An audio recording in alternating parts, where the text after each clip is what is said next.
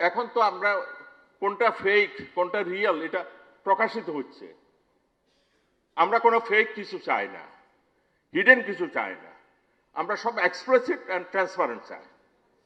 সামনে যেটা যেটা ইনকামগুলো আসবে সব কিছু ট্রান্সপারেন্টলি হবে, সবগুলো রিয়েল হবে। সুতরাং ওই ৩-৪ বছরের রিসিভেবল যেটা not to be received at all, সেটাকে ইনকাম দেখানোর দিন শেষ। সামনে যেটা সত্যিকার অর্থে ইউল বি রিসিভিং সেটাই অনলি দেখাতে হবে, এবং কোনো রকম প্রভিশনিং ছাড়া কোনো ইনকাম দেখানো যাবে না। সুতরাং আমাদেরকে বুঝতে হবে যে আমরা ইন্টারন্যাশনাল গ্লোবাল সিস্টেমের একটা অংশ, এবং ওই স্ট্যান্ডার্ড মেনটেন করতে হবে। আমাদের এক্সপোর্ট বাড়বে, রিমিটেন্স বাড়বে, ফরেন রিজার্ভ বাড়বে, এবং আমরা আমাদের ফরেন লোন সেটা সার্ভিসিং করতে সক্ষম হব ইনশাল্লাহ। শুধু আমি সরকারকে বলবো এই ইকোনমিকে আর ওই যে ডেট ট্র্যাপ মানে ঋণের খপ্পরে, ঋণের এই ট্র্যাপের মধ্যে যেন না যায় ফার্দার।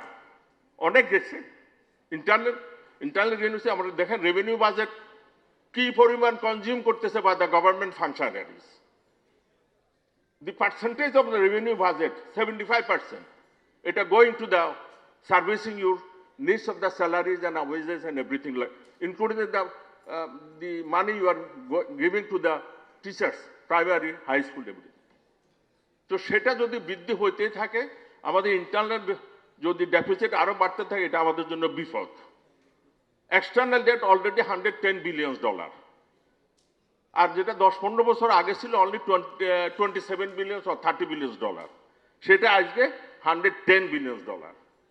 সুতরাং আমাদেরকে হুঁশিয়ারির সঙ্গে মানে চ্যালেঞ্জের সঙ্গে ইকোনমি এই দেশকে ম্যানেজ করা ডিফিকাল্ট, মোর ডিফিকাল্ট হচ্ছে এই দেশের ইকোনমিকে ম্যানেজ করা ইন দ্য কামিং ডেজ। এই সত্যটা আপনাদেরকে মেনে যেতে হবে, এবং যারা পারবে তারা ইনশাল্লাহ পারবে, এবং তারাই সফল কাম হবে।